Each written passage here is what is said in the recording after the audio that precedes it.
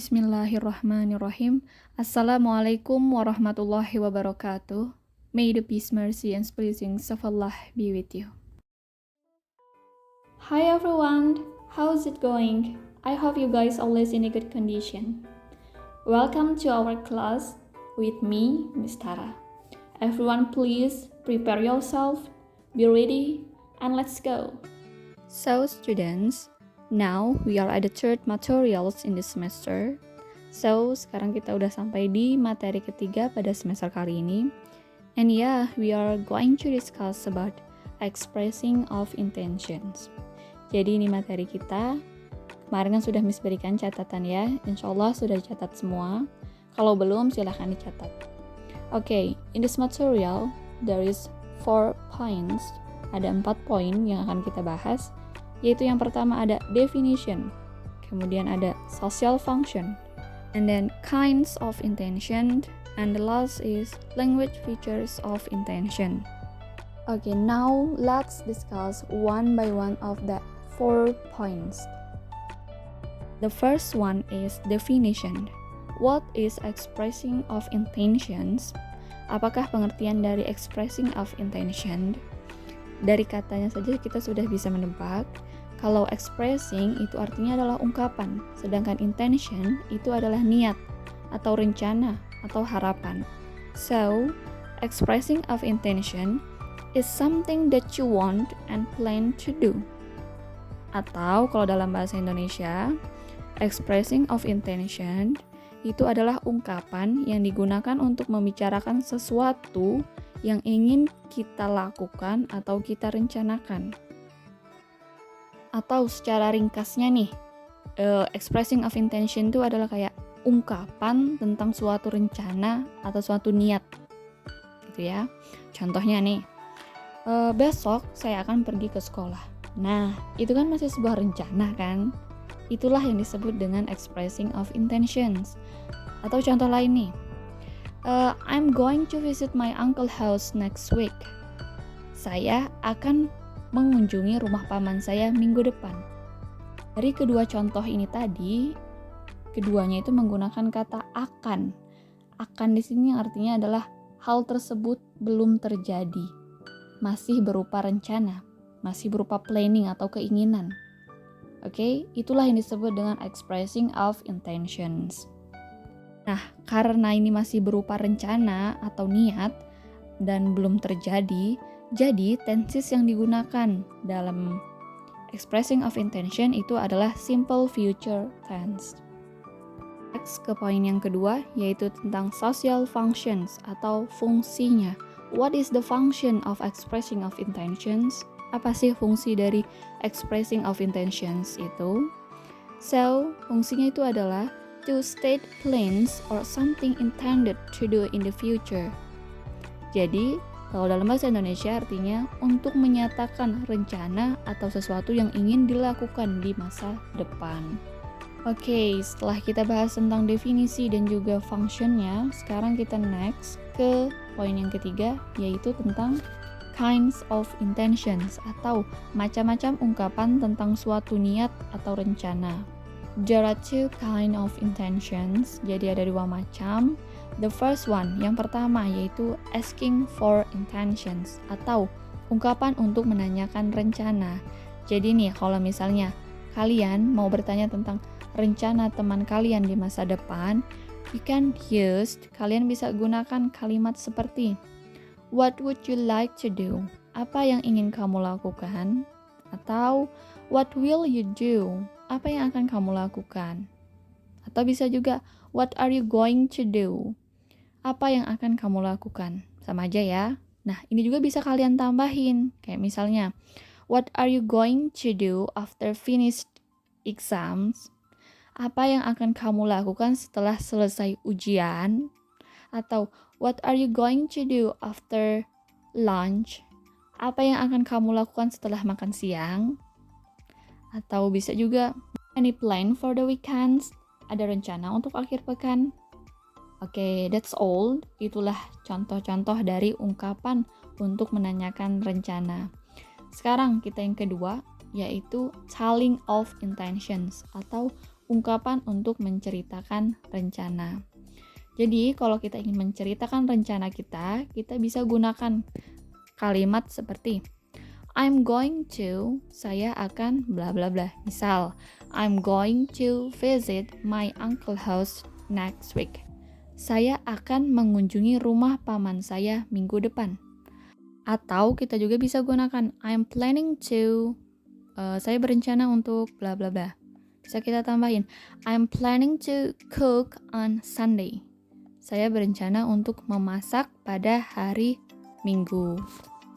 Atau kita juga bisa gunakan I intend to bla bla bla. Saya berniat untuk bla bla bla. Nah, bisa kita tambahin sendiri ya. Oke, sekarang kita lanjut ke contoh dialognya, contoh dialognya. Di sini ada percakapan antara Hana dan juga Bagas. Si Hana bilang gini, Bagas, do you have any plan for this weekend? Bagas, apakah kamu punya rencana pada akhir pekan ini? Terus si Bagas jawab, I'm going to visit my hometown this weekend. Saya akan pergi mengunjungi atau saya akan mengunjungi kampung halaman saya pada akhir pekan. Okay, that's all kind of intention. Jadi itulah macam-macam dari intentions. Sekarang kita next ke poin yang terakhir, the last point. It is about language features of intentions atau kaidah bahasa yang digunakan ketika kita ingin mengungkapkan rencana kita di masa depan. Jadi yang pertama, kita bisa menggunakan will atau be going to. Artinya itu sama, yaitu akan. Lalu, what is the differences between will and be going to? Jadi apa sih bedanya? Kalau will, itu untuk menyatakan rencana yang tiba-tiba dan juga belum jelas waktunya itu kapan.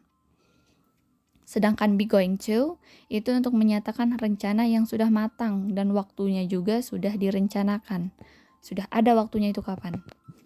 Oke, langsung aja kita lihat. Ini rumusnya untuk yang menggunakan will. Bisa dilihat ya.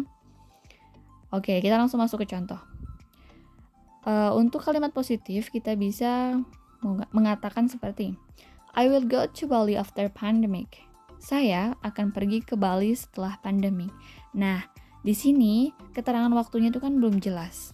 Dia itu akan pergi ke Bali setelah pandemi. Setelah pandemi kan kita belum tahu kapan waktunya, ya kan? Sedangkan untuk kalimat negatifnya, I will not go to Bali after pandemic. Saya tidak akan pergi ke Bali setelah pandemi.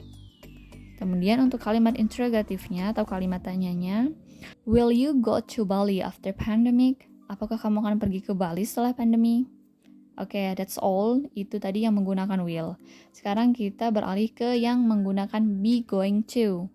Atau rencananya itu yang sudah matang, kemudian waktunya itu sudah direncanakan. Oke, here is the pattern. Ini rumusnya, bisa dilihat sendiri ya. Untuk kalimat positif, di situ ada subject, kemudian ada be. Jadi is, are itu disebut be.